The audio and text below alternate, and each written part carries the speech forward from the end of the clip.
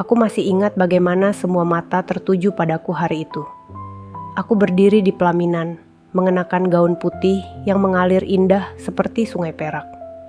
Sepatu berhak tinggi yang berkilauan setiap kali terkena cahaya lampu kristal menjadi alas kakiku. Ini adalah hari yang selalu kubayangkan sejak kecil, bukan karena aku percaya pada dongeng cinta, tapi karena aku tahu ini adalah jalan keluarku dari hidup yang serba kekurangan. Aditya berdiri di sisiku, mengenakan jas hitam yang dijahit khusus. Dia tersenyum lebar, senyuman yang memancarkan kebahagiaan. Di matanya, aku adalah bidadari yang turun dari surga. Aku bisa melihat itu dari caranya menatapku, penuh cinta, penuh harapan. Tapi apa yang kurasakan? Bukan cinta. Tidak ada debaran jantung atau rasa haru seperti dalam cerita-cerita roman. Yang ada hanyalah rasa lega, karena aku tahu aku tidak akan pernah lagi harus menghitung uang receh untuk membeli makan malam. Aditya adalah segalanya yang tidak pernah kudapatkan dalam hidupku. Dia muda, tampan, dan yang terpenting, kaya. Seorang pengusaha sukses yang membangun bisnisnya sendiri dari nol. Banyak orang berkata bahwa dia memiliki hati yang besar, bahwa dia adalah pria yang baik, seorang suami idaman. Dan aku hanya gadis biasa dari keluarga miskin, yang bahkan tidak mampu membeli sepatu baru saat kakiku tumbuh terlalu besar untuk sepatu lamaku. Aku bertemu Aditya setahun sebelumnya di sebuah acara yang, jika aku jujur, bukan tempatku seharusnya berada. Temanku, Siska, yang mengajakku. Dia punya undangan dari seorang kenalan, dan aku meminjam gaunnya untuk masuk ke acara itu. Aku ingat betapa sempitnya gaun itu di tubuhku, tetapi aku tetap memakainya, karena aku tahu bahwa di tempat-tempat seperti ini, penampilan adalah segalanya. Aditya memperhatikanku sejak awal.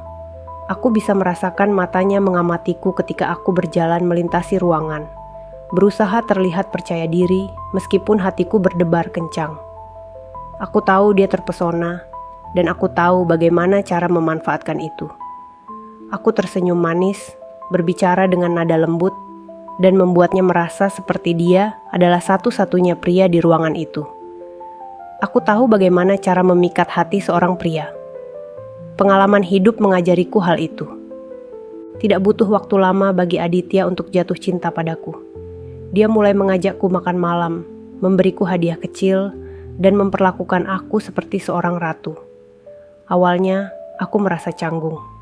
Bukan karena aku tidak terbiasa dimanjakan, tetapi karena aku tahu aku tidak benar-benar mencintainya. Tapi setiap kali aku melihat mobilnya yang mengilap, jam tangan mahal di pergelangan tangannya, dan apartemennya yang mewah, aku mengingatkan diriku sendiri bahwa ini adalah kesempatan yang tidak boleh kusia-siakan. Ketika dia melamarku, aku tahu aku tidak bisa berkata tidak. Dia membawaku ke sebuah restoran mewah di atap gedung, dengan pemandangan kota yang berkilauan di bawah kami. Di tengah-tengah makan malam, dia berlutut dan membuka sebuah kotak kecil, berisi cincin berlian yang berkilauan seperti bintang. Semua orang di restoran itu bertepuk tangan. Aku tersenyum dan mengangguk, bukan karena aku ingin menikah dengannya, tetapi karena aku tahu ini adalah tiketku menuju kehidupan yang lebih baik. Hari pernikahan kami adalah acara yang besar. Aditya tidak ragu menghabiskan banyak uang untuk membuatnya sempurna. Ada bunga-bunga segar di setiap sudut, makanan terbaik yang disajikan oleh koki terkenal, dan ratusan tamu yang berpakaian seperti selebriti. Aku berdiri di sana, tersenyum lebar untuk setiap foto, berpura-pura menjadi wanita paling bahagia di dunia. Tapi di dalam hatiku, aku tahu aku sedang memainkan peran. Aku adalah seorang aktris di panggung terbesar dalam hidupku. Ketika aku mengucapkan janji pernikahan, suaraku terdengar mantap. Aku berjanji akan mencintaimu dalam suka dan duka, dalam kaya dan miskin. Aku hampir tertawa mendengar kalimat itu. Dalam hati, aku tahu aku hanya berjanji untuk mencintainya selama dia tetap kaya. Aku melihat mata Aditya bersinar, begitu tulus, begitu percaya padaku. dan aku merasa sedikit bersalah. Hanya sedikit. Setelah acara selesai dan semua tamu pulang, aku duduk di kamar hotel mewah yang telah dia pesan untuk malam pertama kami. Aku melihat diriku di cermin, wajah cantik dengan riasan sempurna, rambut yang disanggul dengan elegan, gaun pengantin yang menjuntai seperti milik seorang putri. Aku merasa seperti pemenang. Aku telah mencapai sesuatu yang tidak pernah kuimpikan sebelumnya. Aku telah mengamankan masa depanku. Aditya masuk ke kamar dengan senyum hangat di wajahnya. Dia memelukku, dan aku membiarkan dia melakukannya. Aku tahu dia mencintaiku, dan mungkin di suatu sudut kecil hatiku, aku juga ingin mencintainya. Tapi aku tahu, cinta bukanlah alasan aku ada di sini. Aku ada di sini karena aku ingin hidup yang lebih baik, dan Aditya adalah jalanku menuju itu. Saat aku berbaring di tempat tidur malam itu, aku memikirkan masa depan. Aku membayangkan rumah besar yang akan kami tinggali, perjalanan ke tempat-tempat eksotis, dan lemari yang penuh dengan pakaian desainer. Aku tidak memikirkan Aditya, tidak memikirkan bagaimana dia merasa atau apa yang dia inginkan. Aku hanya memikirkan apa yang aku inginkan, dan untuk pertama kalinya dalam hidupku, aku merasa aku memiliki segalanya. Hari itu, aku merasa menang. Tapi aku tidak tahu bahwa kemenangan itu akan menjadi awal dari kekalahanku yang paling besar. Hari-hari setelah pernikahan, kami adalah seperti mimpi. Aku bangun setiap pagi di atas tempat tidur king size yang empuk, dengan spray sutra yang membungkus tubuhku. Di sebelahku, Aditya selalu bangun lebih awal, sudah siap dengan segelas kopi yang dia siapkan sendiri untukku. Aku tersenyum padanya, bukan karena aku benar-benar mencintainya, tetapi karena aku tahu itu yang dia ingin lihat. Aku memainkannya dengan sempurna. Rumah kami, sebuah villa megah di kawasan paling elit di kota, adalah tempat yang tak pernah kubayangkan bisa kumiliki. Setiap sudutnya dirancang dengan mewah, dinding-dindingnya dilapisi marmer, perabotannya buatan tangan dari Italia, dan lampu gantung kristal yang tergantung di ruang tamu bisa membayar biaya hidup keluargaku selama bertahun-tahun. Aku merasa seperti seorang ratu yang baru saja menemukan istananya. Aditya tidak pernah pelit. Setiap kali aku menginginkan sesuatu, dia dengan senang hati memberikannya. Aku mulai membiasakan diri dengan belanja di butik-butik mewah, membeli tas tangan yang harganya cukup untuk membeli mobil kecil, atau gaun-gaun yang bahkan tidak benar-benar kubutuhkan. Tapi aku tidak peduli. Aku merasa berhak atas semua itu. Aku telah melewati masa-masa sulit dalam hidupku, dan sekarang ini adalah giliranku untuk menikmati.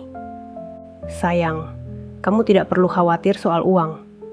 Belanjalah sesukamu, kata Aditya suatu pagi saat aku menunjukkan padanya katalog perhiasan. Aku tersenyum lebar dan mencium pipinya, berpura-pura tersentuh. Padahal aku sudah tahu itu. Uang adalah bagian dari perjanjian tak tertulis kami. Dia memberikan aku hidup yang mewah, dan aku memberinya senyumanku. Hari-hariku dipenuhi dengan pesta dan jamuan makan malam bersama teman-teman baruku, istri-istri dari pria-pria kaya lainnya. Mereka menyukai kehadiranku, atau setidaknya pura-pura menyukainya. Aku tahu di balik senyum mereka ada rasa iri terhadapku. Aku adalah pendatang baru di lingkaran mereka. Wanita yang tiba-tiba saja muncul dengan semua kemewahan ini. Tapi aku tidak peduli. Selama aku punya tas Hermes terbaru di lenganku, aku merasa di atas mereka. Aditya, di sisi lain, tampak mulai kewalahan. Dia sering pulang terlambat, membawa pekerjaan ke rumah, atau duduk berjam-jam di depan laptopnya. Aku harus memastikan bisnis ini tetap berjalan, sayang. Katanya suatu malam ketika aku mengeluh bahwa dia jarang menghabiskan waktu bersamaku. Aku mengangguk pura-pura memahami, meskipun dalam hatiku aku mulai merasa jengkel. Apa gunanya semua uang ini jika dia tidak punya waktu untukku? Aku mulai mengalihkan perhatian dengan caraku sendiri. Aku menghabiskan lebih banyak waktu di luar rumah, makan siang di restoran mahal, menghadiri acara-acara sosial, dan memanjakan diriku di spa mewah. Aditya tidak pernah keberatan. Dia mungkin mengira aku hanya menikmati hidup, tapi sejujurnya, aku mulai merasa bosan. Kehidupan yang penuh kemewahan ini, meskipun memuaskan, terasa kosong. Namun, aku terus maju. Aku tahu bagaimana memanfaatkan situasi ini. Ketika Aditya mulai membicarakan penghematan karena bisnisnya sedang dalam masa sulit, aku mengabaikannya. Bagiku, itu hanya sementara. Dia pria yang cerdas, dan aku yakin dia bisa menyelesaikannya. Lagi pula, itu adalah tugasnya, bukan? Tugasku hanyalah menikmati hidup. Pernah suatu kali, aku melihat Aditya duduk di meja kerjanya dengan kepala tertunduk, tampak letih. Ada setumpuk dokumen di depannya, dan dia tidak menyadari aku masuk ke ruangan. Aku berdiri di ambang pintu, memandanginya. Sebagian kecil dari diriku merasa kasihan, tapi bagian lain, yang lebih besar, merasa bahwa ini bukan urusanku. Dia adalah suamiku, ya, tapi aku tidak menikah untuk berbagi beban. Aku menikah untuk meninggalkan beban. Semakin lama, jarak antara kami semakin terasa. Dia sibuk dengan pekerjaannya, sementara aku sibuk dengan duniaku sendiri. Aku mulai merasa seperti penghuni hotel yang hanya menggunakan rumah ini sebagai tempat persinggahan. Tapi itu tidak masalah bagiku. Selama aku masih bisa menikmati kemewahan, aku tidak peduli seberapa jauh kami terpisah. Namun, di balik semua kemewahan ini, ada rasa tidak puas yang pelan-pelan tumbuh dalam diriku. Aku mulai bertanya-tanya, apa lagi yang bisa kudapatkan? Apakah ini sudah cukup? Atau aku harus mencari sesuatu yang lebih besar, lebih mewah, lebih memuaskan? Itulah pikiranku saat aku menerima undangan ke sebuah pesta eksklusif yang akan mengubah hidupku. Aku tidak tahu bahwa malam itu akan menjadi awal dari perubahan besar, baik untukku maupun untuk Aditya. Aku hanya tahu satu hal, aku ingin lebih dan aku akan mendapatkannya, apapun caranya. Hari itu, Aditya datang ke rumah lebih cepat dari biasanya. Wajahnya tampak letih, tapi ada sesuatu dalam matanya yang berbeda, seperti beban yang sulit ia simpan sendiri. Aku sedang duduk di ruang tamu dengan sebuah majalah mode di tanganku, tetapi pikiranku terfokus pada perhiasan baru yang kulihat di katalog sebelumnya. Aku bahkan tidak mengangkat kepala saat dia menyapaku. "Rena, kita perlu bicara," katanya sambil duduk di hadapanku. Aku meliriknya sekilas, mencoba menilai keseriusannya. "Bicara soal apa?" Dia menghela napas panjang. "Bisnis sedang tidak baik. Aku ingin kita sedikit mengurangi pengeluaran. Setidaknya untuk sementara waktu, sampai semuanya stabil." Aku tertawa kecil, hampir tidak percaya dengan apa yang baru saja kudengar. "Mengurangi pengeluaran? Maksudmu apa, Aditya?" "Aku hanya membeli apa yang aku butuhkan. Lagi pula, ini bukan pertama kalinya kau mengatakan bisnis sedang sulit, tapi semuanya selalu baik-baik saja." Aditya memijat pelipisnya, tampak frustrasi. "Ini berbeda, Rena. Aku butuh dukunganmu. Kita harus lebih bijak soal uang. Kita harus..." Aku memotongnya. "Kau ingin aku berhenti menikmati hidup? Apa gunanya semua ini kalau aku harus hidup seperti orang biasa lagi?" Dia terdiam, matanya mencari-cari sesuatu di wajahku, mungkin secercah pengertian. Tapi aku tidak memberikannya. Aku menutup majalahku dengan keras dan berdiri, merasa jengkel. "Aku pergi ke spa. Kita bicarakan ini nanti." Aku meninggalkannya duduk di ruang tamu, membiarkan kata-katanya melayang begitu saja. Dalam perjalanan menuju spa, aku memikirkan apa yang dia katakan, tapi bukan dengan rasa khawatir. Aku yakin dia bisa menyelesaikannya. Aditya selalu mampu mengatasi masalahnya, dan aku tidak pernah perlu terlibat. Itu bukan urusanku. Namun, beberapa minggu berikutnya mulai terasa berbeda. Aditya pulang semakin larut, dan ketika dia di rumah, dia lebih pendiam daripada biasanya. Aku mulai merasa bosan. Dia tidak lagi membawa hadiah kecil seperti dulu, tidak lagi mengajakku makan malam di tempat mewah. Kehidupan kami yang dulu penuh dengan kemewahan mulai terasa hambar. Suatu hari, saat aku sedang memesan gaun baru di butik langgananku, kartu kreditku ditolak. Aku tertawa kecil, mengira ini hanya masalah teknis. Tapi ketika aku menghubungi Aditya, dia memberitahuku sesuatu yang tidak ingin kudengar. "Aku harus membatasi kartu kreditmu," katanya dengan suara berat. "Aku tidak punya pilihan. Kita sedang berusaha menyelamatkan bisnis ini." Aku merasa darahku mendidih. "Membatasi kartu kreditku? Kau serius? Apa kau tahu betapa memalukan rasanya saat kartu kreditku ditolak di depan staf butik? Kau ingin aku terlihat seperti istri miskin di mata mereka." Aditya mencoba menjelaskan, tapi aku tidak mau mendengarnya. Bagiku, ini adalah awal dari kejatuhan. Aku tidak peduli dengan perjuangannya. Yang aku pedulikan hanyalah bagaimana ini memengaruhiku. Aku merasa dia telah gagal sebagai suami. Hari-hari berikutnya penuh dengan ketegangan. Aditya semakin tenggelam dalam pekerjaannya, sementara aku merasa semakin jauh dari kehidupan yang pernah kuimpikan. Aku mulai menghindarinya, mencari pelarian di luar rumah.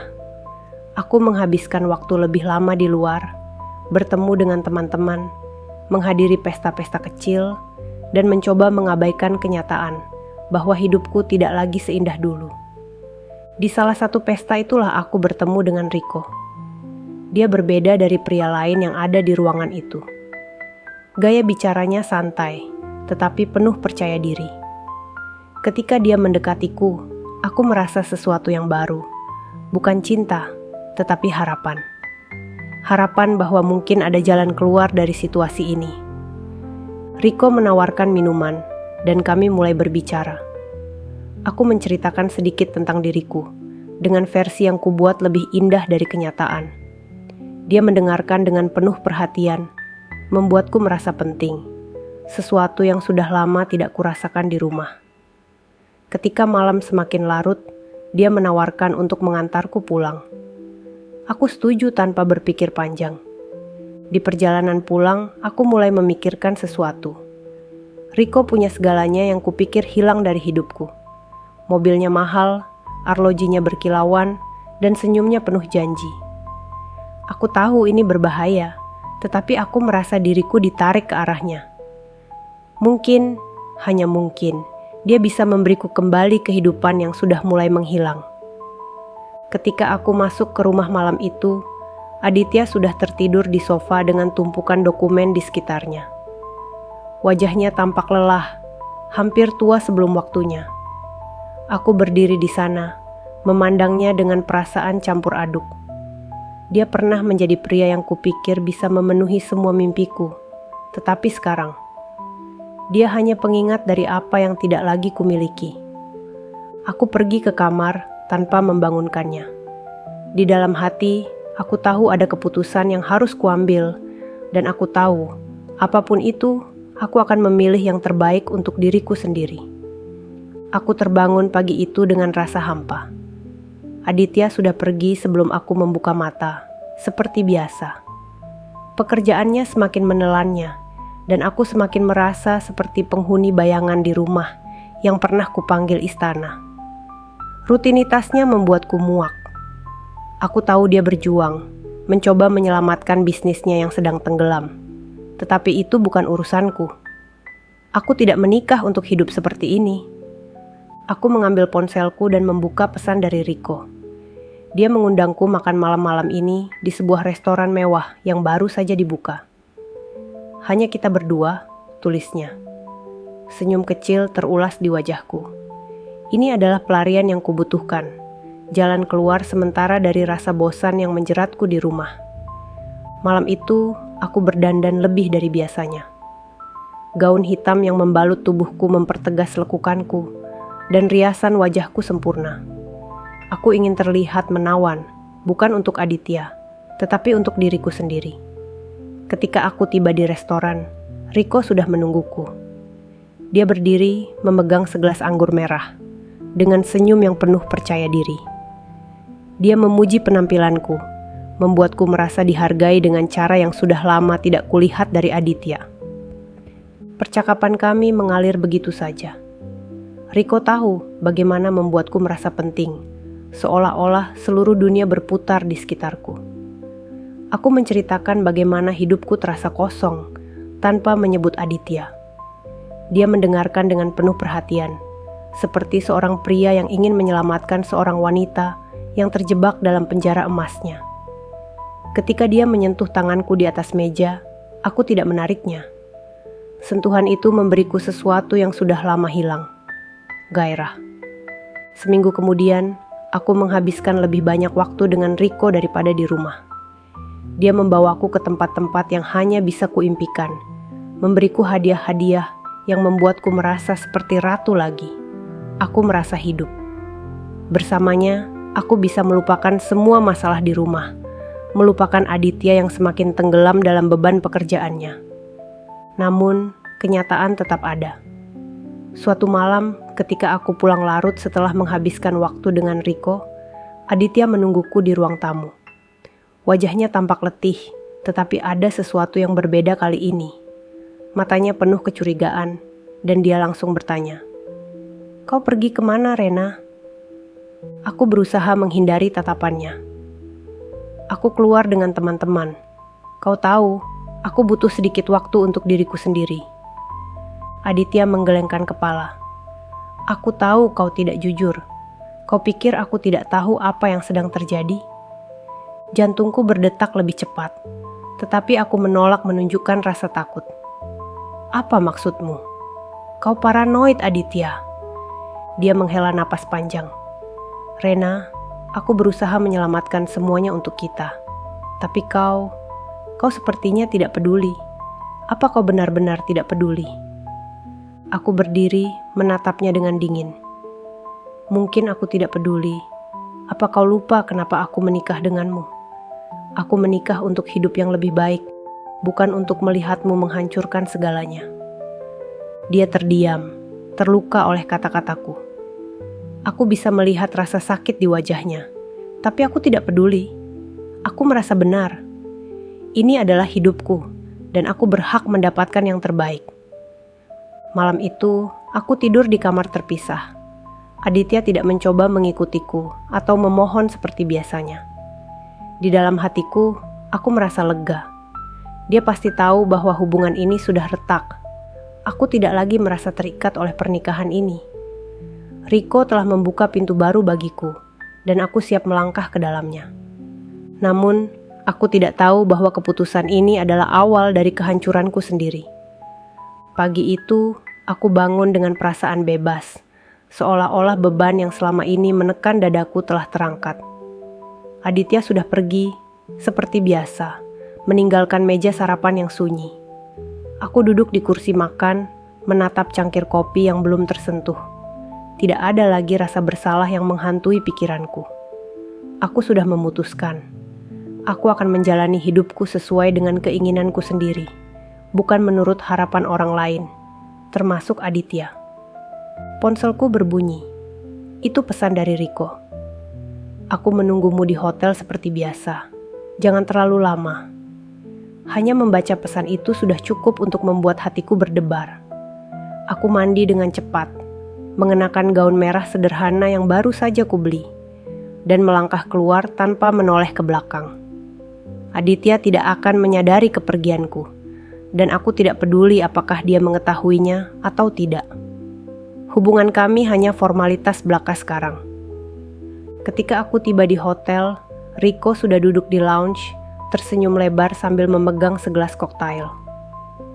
"Kamu semakin cantik saja," katanya ketika aku mendekat. Dia mencium pipiku dengan lembut, aroma parfumnya yang mahal menyelimuti udara. Aku membalas senyumnya, merasa diriku kembali menjadi wanita yang diinginkan. Bersama Rico, aku bisa melupakan segalanya. Aditya, rumah, dan semua masalah yang membelengguku. Kami menghabiskan siang itu di kamar hotel, berbicara tentang segala hal yang ringan dan menyenangkan. Rico punya cara membuatku tertawa, sesuatu yang sudah lama tidak kurasakan bersama Aditya. Dia memanjakanku dengan perhatian yang tiada henti, dan aku mulai percaya bahwa aku telah membuat keputusan yang tepat dengan membiarkan diriku terjatuh ke dalam pelukannya. Di mataku, Dia adalah segalanya yang tidak bisa diberikan Aditya. Petualangan, gairah, dan kemewahan tanpa beban. Namun, hari-hari bersamanya tidak selalu sempurna. Ada saat-saat di mana Riko tiba-tiba menghilang tanpa kabar, membuatku gelisah. Aku mencoba untuk tidak terlalu memikirkannya, tetapi rasa cemas itu mulai menggangguku. Aku tahu bahwa dia memiliki kehidupan lain di luar waktu yang dia habiskan denganku. Tetapi aku menolak untuk memikirkannya terlalu jauh. Aku memutuskan untuk menikmati apa yang ada di depanku, tanpa mempertanyakan apa yang ada di belakang layar. Sementara itu, Aditya semakin tenggelam dalam pekerjaannya. Bisnisnya berada di ujung tanduk, dan aku tahu dia berjuang mati-matian untuk menyelamatkannya. Suatu malam, dia mencoba mengajakku berbicara di ruang tamu. Wajahnya penuh dengan keputusasaan. "Rena, aku butuh dukunganmu. Kita sedang menghadapi masalah besar, dan aku tidak bisa melakukannya sendiri." Aku hanya memandangnya dengan dingin, tidak peduli dengan permohonannya.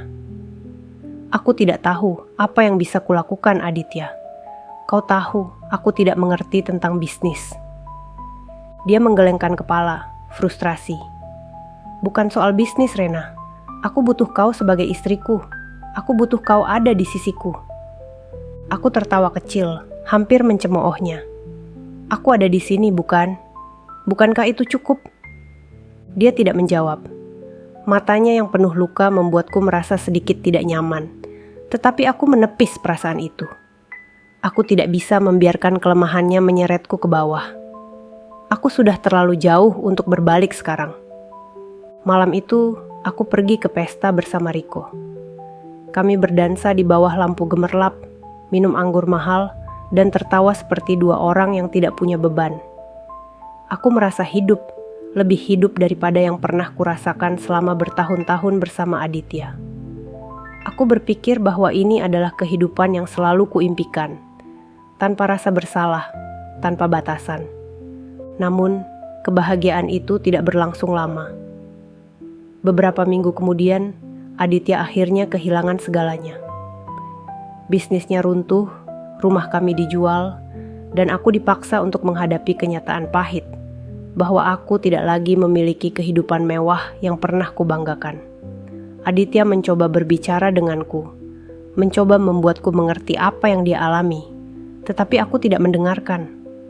Bagiku, dia hanyalah pria yang gagal memenuhi janjinya. Aku tidak punya alasan untuk bertahan.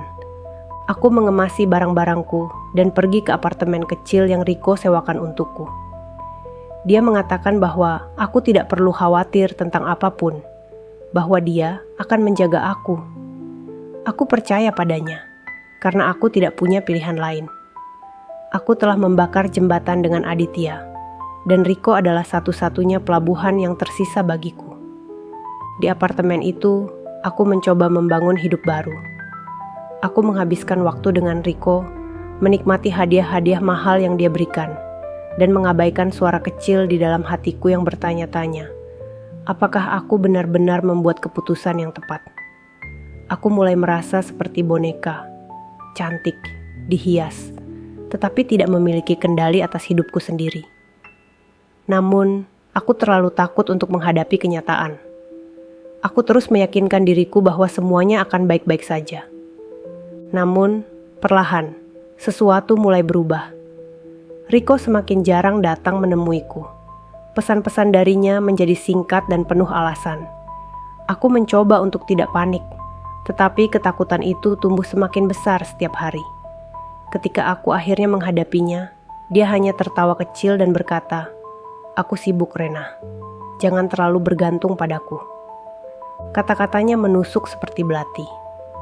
Aku mulai menyadari bahwa aku hanyalah salah satu dari banyak wanita dalam hidupnya, bahwa aku tidak lebih dari mainan sementara yang bisa dia buang kapan saja. Aku mencoba mempertahankan apa yang tersisa dari hubungan kami, tetapi itu seperti mencoba menggenggam pasir yang terus mengalir keluar dari jariku. Akhirnya, malam itu tiba.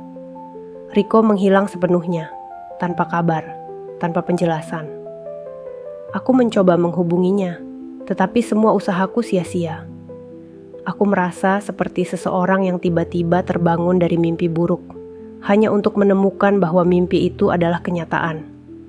Aku duduk sendirian di apartemen kecil itu, dikelilingi oleh barang-barang mewah yang sekarang terasa tidak berarti.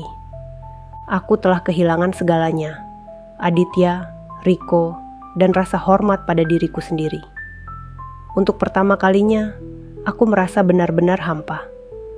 Aku menyadari bahwa semua yang pernah ku kejar, semua ambisiku, tidak pernah benar-benar memberiku kebahagiaan.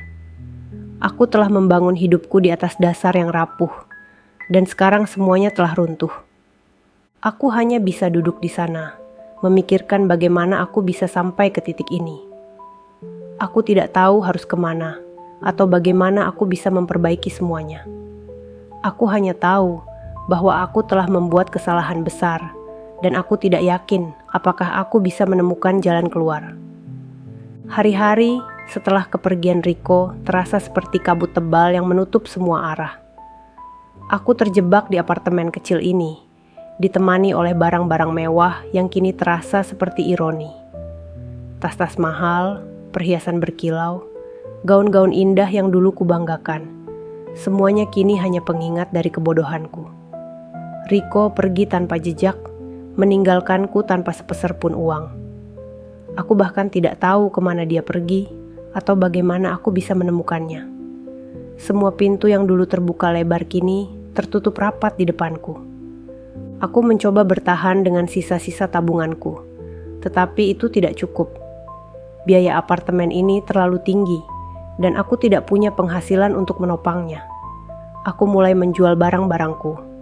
Tas-tas yang dulu kubeli dengan penuh kebanggaan, kini teronggok di toko barang bekas, dijual dengan harga yang tidak sebanding dengan nilainya. Perhiasan yang pernah menjadi lambang statusku kini, menjadi alat untuk membayar tagihan.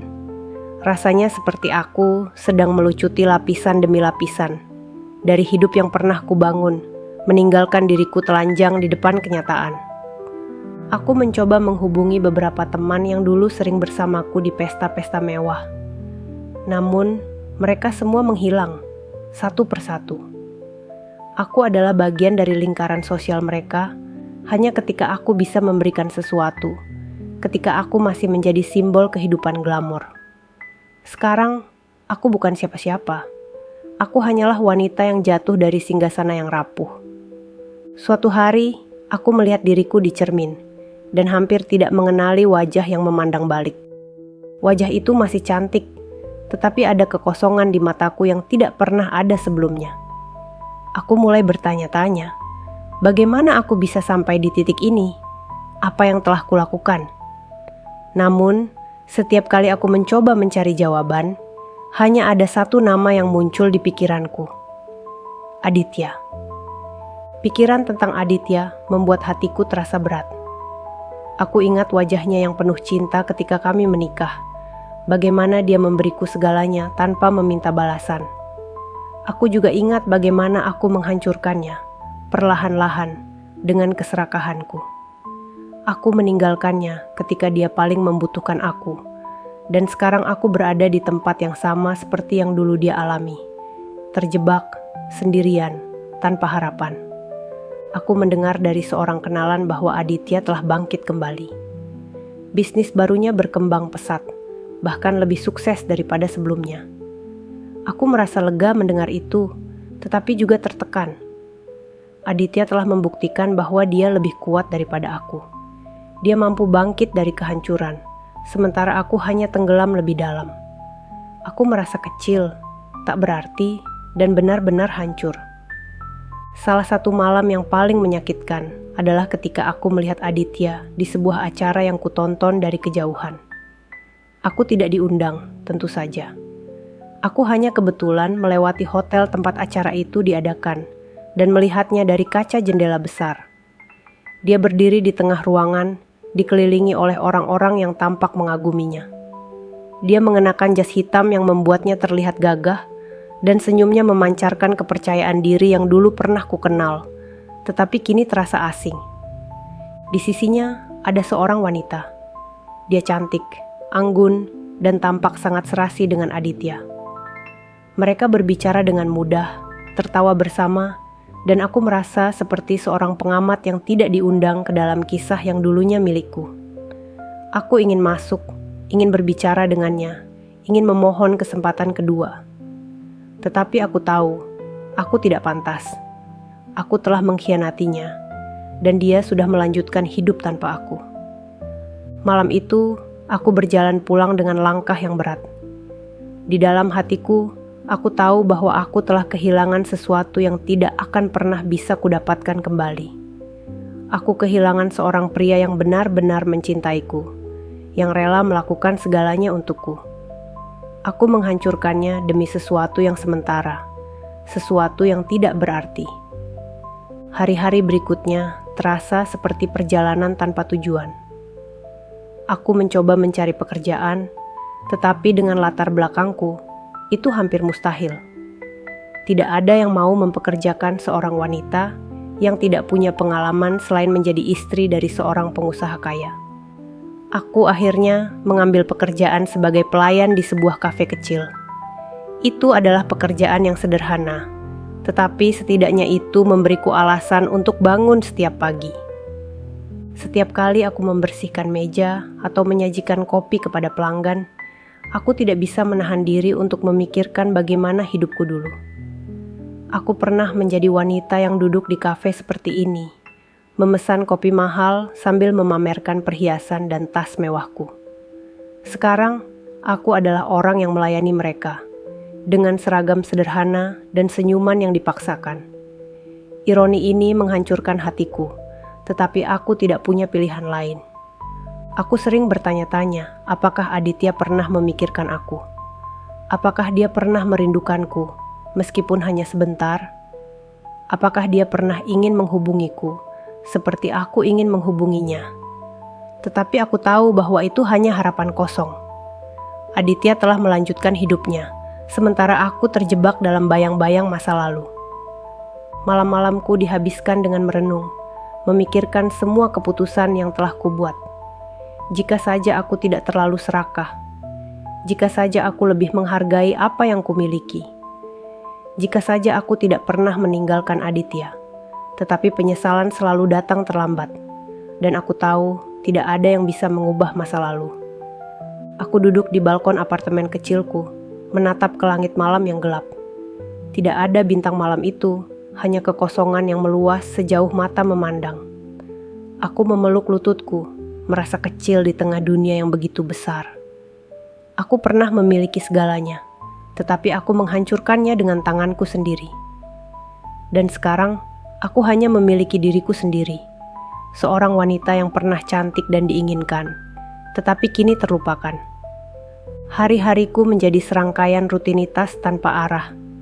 Bangun pagi di apartemen kecil yang terasa semakin sempit, bersiap dengan seragam sederhana, dan berjalan ke kafe tempatku bekerja.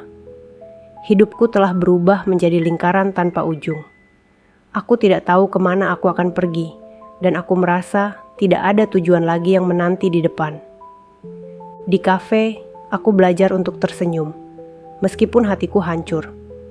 Setiap hari, aku melayani pelanggan dengan wajah yang sama. Orang-orang yang sibuk dengan pekerjaan mereka, pasangan yang saling berbisik mesra, atau kelompok teman yang tertawa tanpa beban. Aku hanya pengamat dalam kehidupan mereka, tidak lagi menjadi bagian dari cerita seperti dulu. Aku merasa menjadi latar belakang di dunia yang dulu pernah kutaklukkan. Kadang-kadang ada pelanggan yang memandangku dengan rasa kasihan.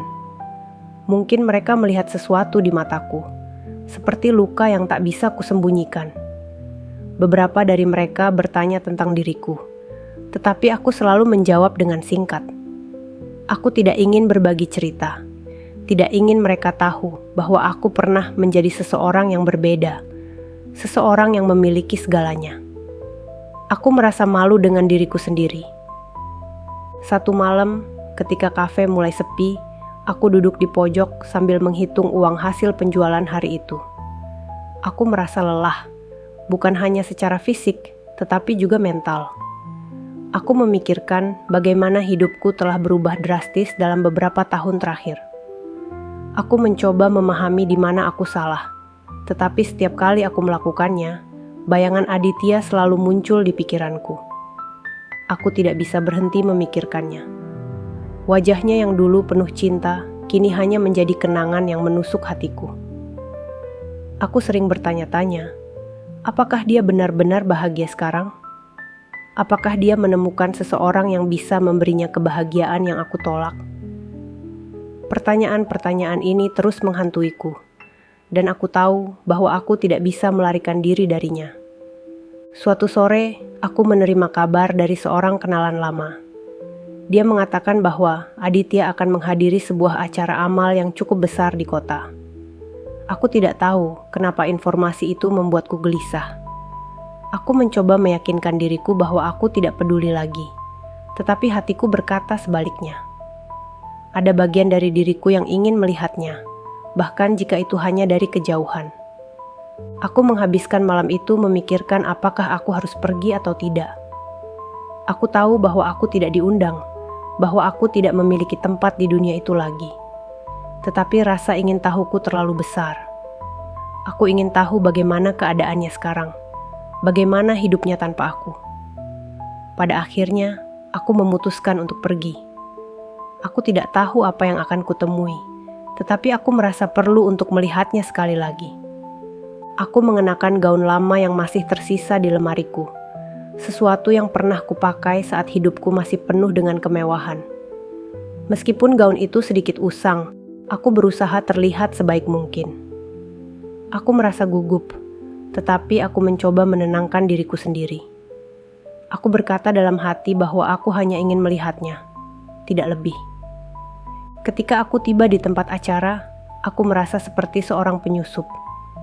Semua orang di sana terlihat berkelas, berpakaian mahal, dan berbicara dengan percaya diri. Aku merasa kecil, seperti tidak seharusnya berada di sana. Aku berdiri di sudut ruangan, mencoba untuk tidak menarik perhatian. Lalu, aku melihatnya. Aditya berdiri di tengah ruangan, dikelilingi oleh orang-orang yang tampaknya mengaguminya. Dia terlihat berbeda, lebih dewasa, lebih percaya diri. Senyumnya memancarkan kebahagiaan yang tulus, sesuatu yang sudah lama tidak kulihat ketika kami bersama. Di sisinya, seorang wanita cantik berdiri, tampak nyaman dengan kehadirannya.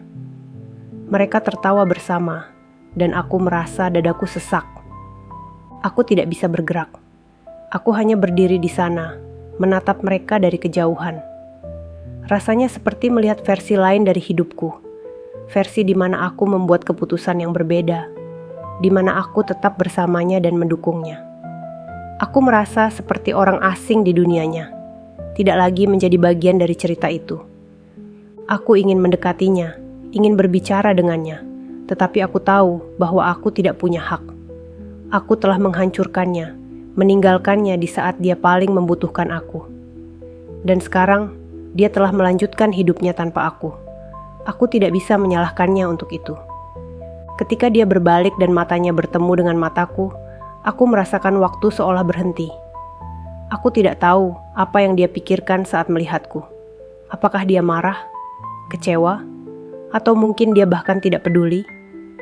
Aku mencoba tersenyum, tetapi senyum itu terasa kaku dan kosong.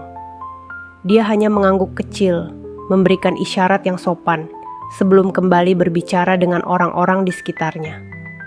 Aku merasa seperti runtuh. Itu adalah momen kecil, tetapi dampaknya begitu besar. Aku menyadari bahwa aku benar-benar telah kehilangan dia.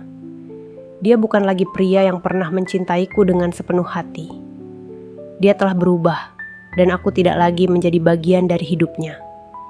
Malam itu, aku pulang dengan perasaan hancur. Aku duduk di balkon apartemenku, menatap ke langit malam yang gelap.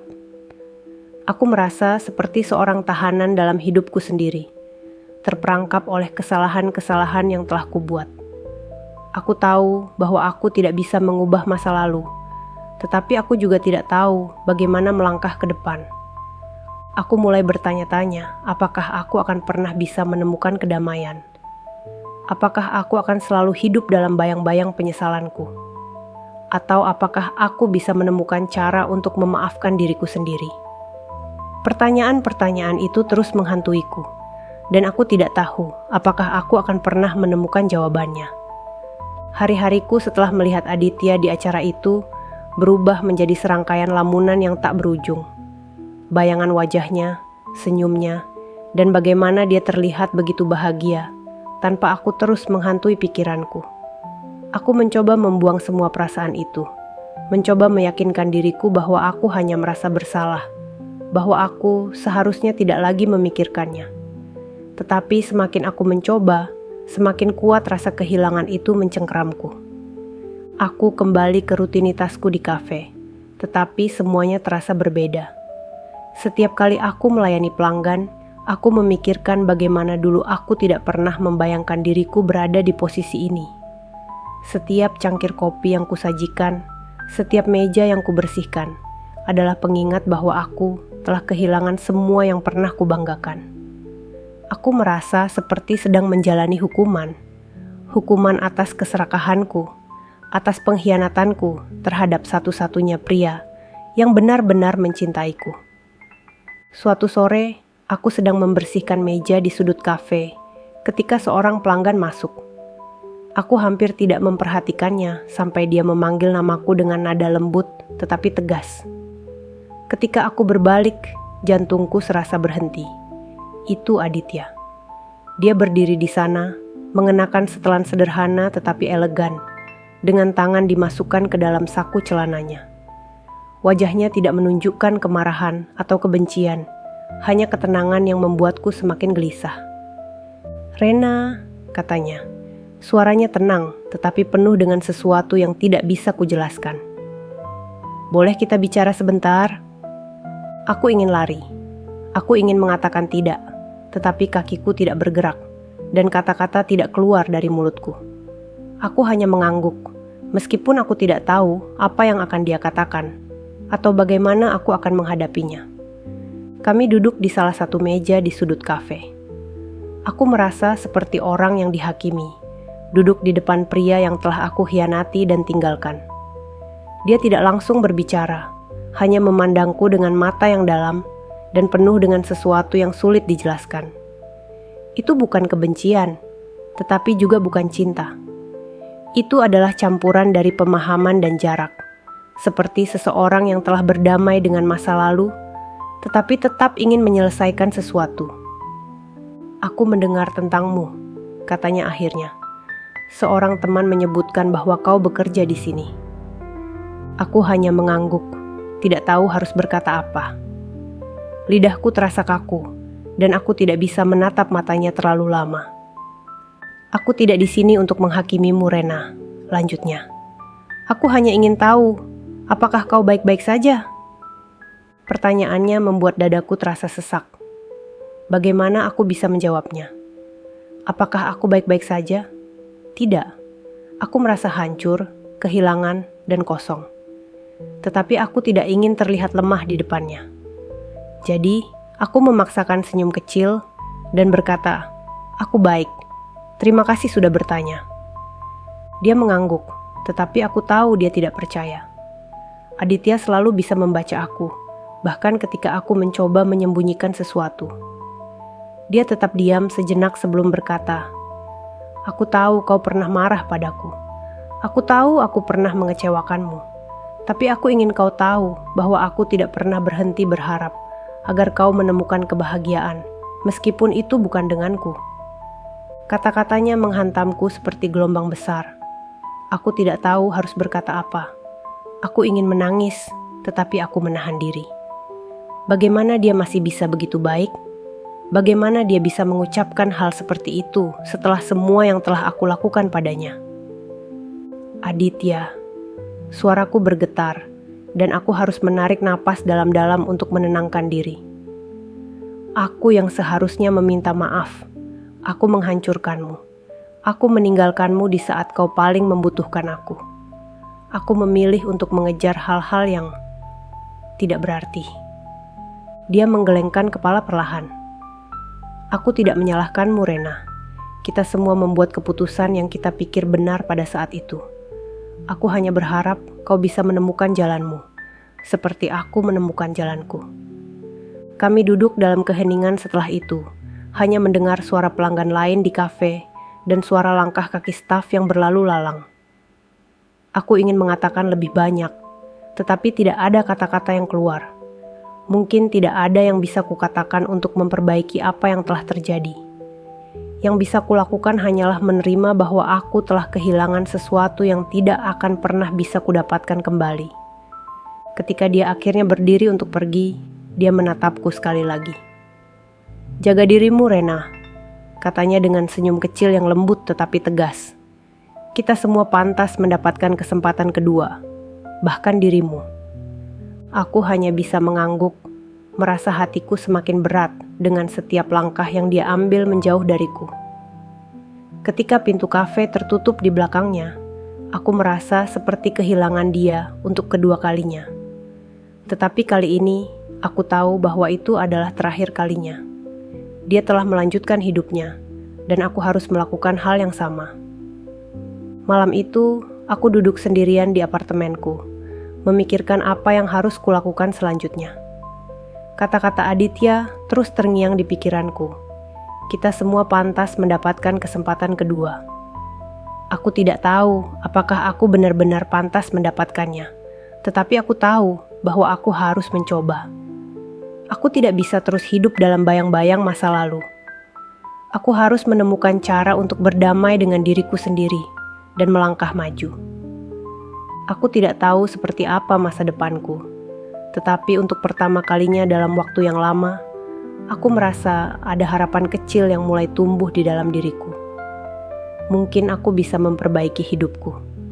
Mungkin aku bisa menemukan kedamaian. Dan mungkin suatu hari nanti, aku bisa memaafkan diriku sendiri. Setelah pertemuan itu, aku merasa kosong, tetapi juga, anehnya, sedikit lega. Melihat Aditya dan mendengar kata-katanya seperti membuka pintu kecil dalam hatiku, pintu yang sudah lama terkunci. Kata-katanya tentang kesempatan kedua terus terngiang di kepalaku, seperti nyanyian lembut yang menyentuh bagian terdalam dari diriku. Aku tidak tahu apakah aku pantas mendapatkannya, tetapi aku tahu bahwa aku harus mencoba. Hari-hari berikutnya terasa seperti langkah pertama setelah terjatuh. Tidak mudah, tetapi aku mulai mencari cara untuk memperbaiki hidupku. Aku bekerja lebih keras di kafe, mengambil shift tambahan, dan mencoba menabung sedikit demi sedikit. Aku tahu uang itu tidak akan membuatku kaya, tetapi setidaknya itu memberiku rasa kontrol yang kecil atas hidupku, sesuatu yang sudah lama hilang. Namun, malam-malam tetap menjadi musuh terbesarku. Ketika semua menjadi sunyi, pikiranku mulai memutar ulang semua kesalahan yang pernah kulakukan. Aku ingat saat-saat ketika aku menyia-nyiakan cinta Aditya, mengkhianatinya, dan mengejar sesuatu yang sekarang terasa begitu hampa. Penyesalan itu seperti arus deras yang terus menarikku ke bawah, tetapi aku berusaha melawan. Aku mencoba untuk meyakinkan diriku bahwa aku tidak bisa mengubah masa lalu, tetapi aku masih memiliki kendali atas masa depanku. Suatu hari, ketika aku sedang membersihkan meja di kafe, seorang wanita tua menghampiriku. Dia sering datang ke kafe itu, tetapi kami jarang berbicara lebih dari sekadar basa-basi. Namun, hari itu dia menatapku dengan mata yang tajam, tetapi penuh kebaikan. "Kau tampak seperti seseorang yang memikul beban berat," katanya tiba-tiba. Aku terkejut, tetapi aku hanya tersenyum tipis. "Hidup tidak selalu mudah," jawabku singkat. Dia mengangguk pelan, seolah mengerti lebih banyak daripada yang kukatakan. Terkadang, kita harus memaafkan diri kita sendiri sebelum kita bisa melangkah maju. Kata-katanya menghantamku seperti petir. Memaafkan diri sendiri, itu adalah sesuatu yang belum pernah benar-benar kupikirkan. Aku terlalu sibuk merasa bersalah, terlalu sibuk menyalahkan diriku sendiri atas semua yang telah terjadi. Tetapi apa yang akan terjadi jika aku mencoba memaafkan diriku sendiri? Apakah itu mungkin? Aku merenungkan kata-kata wanita itu sepanjang malam. Aku menyadari bahwa mungkin selama ini aku telah menjadi musuh terbesar bagi diriku sendiri. Aku telah terjebak dalam lingkaran penyesalan yang tidak pernah berakhir, menghukum diriku sendiri tanpa akhir. Tetapi jika Aditya, pria yang pernah aku hancurkan, bisa memaafkan aku, mengapa aku tidak bisa mencoba melakukan hal yang sama? Hari-hari berlalu, dan aku mulai melakukan hal-hal kecil untuk memperbaiki hidupku. Aku mendaftar ke kelas malam untuk belajar keterampilan dasar komputer. Itu adalah langkah kecil, tetapi bagiku, itu terasa seperti langkah besar. Aku ingin memiliki sesuatu untuk dibanggakan, sesuatu yang bisa memberiku peluang lebih baik di masa depan. Aku tahu itu tidak akan mudah, tetapi aku juga tahu bahwa aku tidak bisa terus hidup seperti ini. Pada suatu malam di kelas, aku bertemu seorang wanita bernama Lila. Dia lebih tua dariku, tetapi ada semangat dalam dirinya yang menular. Dia bercerita tentang bagaimana dia memulai hidup baru setelah bercerai dari suaminya. Bagaimana dia membangun bisnis kecilnya sendiri dari nol. Ceritanya memberiku inspirasi, memberiku harapan bahwa mungkin aku juga bisa memulai dari awal. Lila menjadi teman pertama yang benar-benar tulus sejak aku kehilangan semuanya. Dia tidak peduli dengan masa laluku, tidak peduli siapa aku sebelumnya. Dia hanya melihatku sebagai seseorang yang berusaha untuk menjadi lebih baik, dan itu adalah sesuatu yang belum pernah kurasakan selama bertahun-tahun. Kami mulai bertemu di luar kelas, berbicara tentang mimpi dan rencana kami. Untuk pertama kalinya dalam waktu yang lama, aku merasa ada seseorang yang percaya padaku. Dengan dukungan Lila, aku mulai mencari pekerjaan yang lebih baik. Aku tahu itu tidak akan mudah dengan latar belakangku, tetapi aku menolak untuk menyerah. Aku menghadiri wawancara demi wawancara, menghadapi penolakan demi penolakan. Setiap kali aku merasa ingin menyerah, aku mengingat kata-kata Aditya. Kita semua pantas mendapatkan kesempatan kedua. Akhirnya, setelah berbulan-bulan mencoba, aku mendapatkan pekerjaan di sebuah perusahaan kecil. Itu bukan pekerjaan yang glamour, tetapi itu adalah awal. Aku merasa bangga pada diriku sendiri, sesuatu yang belum pernah kurasakan selama bertahun-tahun. Aku tahu bahwa perjalanan ini masih panjang, tetapi setidaknya aku telah mengambil langkah pertama. Di waktu luangku, aku mulai menulis di jurnal, mencatat pemikiran dan perasaanku. Aku menulis tentang Aditya, tentang Riko, dan tentang semua yang telah terjadi. Menulis itu menyakitkan, tetapi juga menyembuhkan. Aku merasa seperti melepaskan beban yang telah menekan dadaku selama ini. Aku menulis surat untuk Aditya, meskipun aku tahu aku tidak akan pernah mengirimkannya. Itu adalah cara bagiku untuk mengungkapkan semua penyesalan dan rasa syukurku, untuk akhirnya melepaskan dia. Suatu malam, ketika aku duduk di balkon apartemen kecilku, aku melihat ke langit dan merasakan sesuatu yang berbeda. Untuk pertama kalinya, aku merasa ada harapan. Hidupku tidak lagi terasa seperti hukuman. Itu adalah perjalanan, dan meskipun aku telah membuat banyak kesalahan, aku masih memiliki kesempatan untuk membuat sesuatu yang berarti dari sisa-sisa hidupku. Aku tahu bahwa aku tidak akan pernah mendapatkan kembali apa yang telah hilang. Aku tahu bahwa aku tidak bisa menghapus masa laluku. Tetapi aku juga tahu bahwa aku tidak harus terus hidup dalam bayang-bayangnya. Aku adalah seorang wanita yang telah jatuh, tetapi aku juga adalah seorang wanita yang berusaha bangkit. Dan itu, bagiku, adalah awal dari sesuatu yang baru. Hari itu, hujan turun dengan deras, membasahi jalanan kota yang penuh dengan hiruk-pikuk. Aku duduk di sudut sebuah kafe kecil, menatap tetesan air yang mengalir di kaca jendela. Aroma kopi yang baru diseduh memenuhi udara, tetapi pikiranku melayang jauh dari tempat itu. Sudah beberapa bulan sejak aku terakhir kali melihat Aditya, dan meskipun hidupku mulai membaik, ada sesuatu yang terus mengganjal di hatiku, sebuah perasaan yang belum sepenuhnya selesai. Aku telah melalui banyak perubahan. Pekerjaanku di perusahaan kecil itu berkembang menjadi sesuatu yang lebih dari sekadar penghasilan. Aku mulai merasa memiliki tujuan. Setiap pagi, aku bangun dengan rasa ingin tahu tentang apa yang akan terjadi hari itu. Aku telah belajar untuk menghargai hal-hal kecil, seperti senyuman dari rekan kerja atau secangkir kopi di tengah hari yang sibuk. Hal-hal yang dulu aku anggap remeh kini menjadi sumber kebahagiaan sederhana. Namun, meskipun aku merasa lebih baik, aku tahu bahwa ada bagian dari diriku yang masih tertinggal di masa lalu. Aditya. Nama itu masih memiliki kekuatan yang besar atas hatiku, meskipun aku tahu dia telah melanjutkan hidupnya tanpa aku. Aku tidak lagi merindukannya sebagai pasangan, tetapi aku merasa ada sesuatu yang belum terselesaikan di antara kami. Aku ingin dia tahu bahwa aku benar-benar menyesali semua yang telah aku lakukan, bukan untuk membawanya kembali, tetapi untuk memberinya keadilan.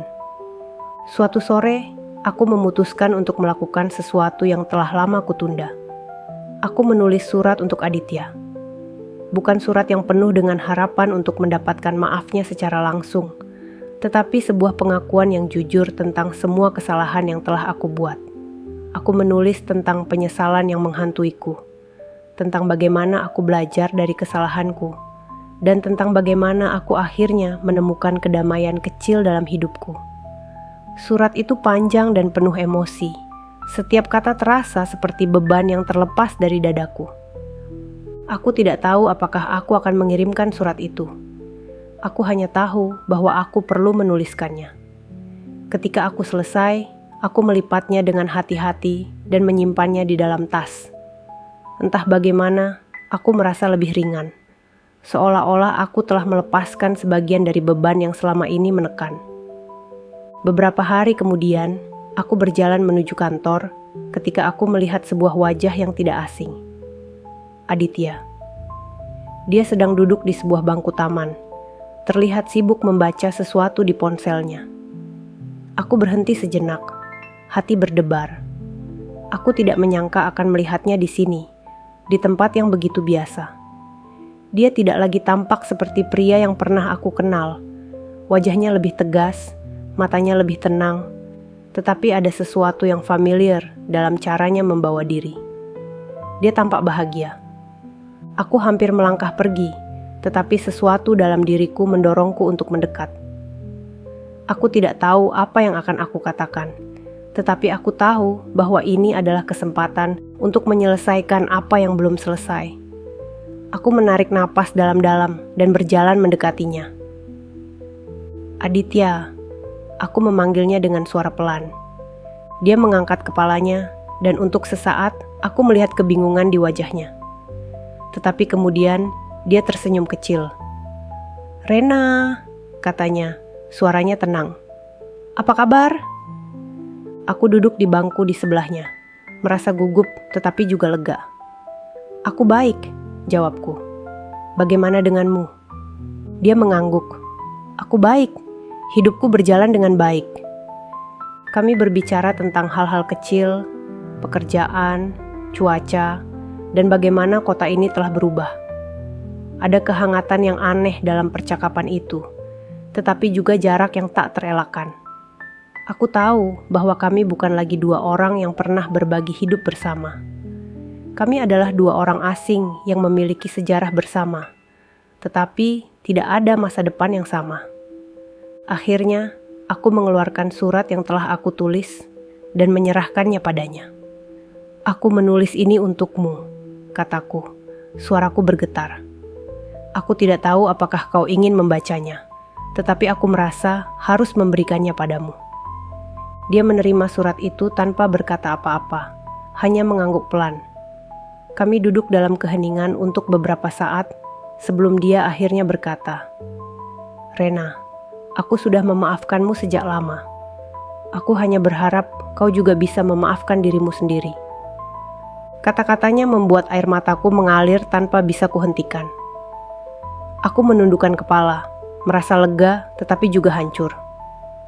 "Aku sedang mencoba," kataku lirih. "Tapi itu tidak mudah." Dia menatapku dengan mata yang penuh pengertian. "Hidup tidak pernah mudah, Rena. Tapi kau sudah mengambil langkah ke arah yang benar. Itu yang penting." Aku tahu bahwa ini adalah akhir dari cerita kami. Tidak ada janji untuk bertemu lagi. Tidak ada kata-kata yang berlebihan. Hanya keheningan yang penuh makna dan rasa damai yang aneh. Ketika kami berpisah, aku merasa seperti telah menutup sebuah bab dalam hidupku yang telah terlalu lama terbuka.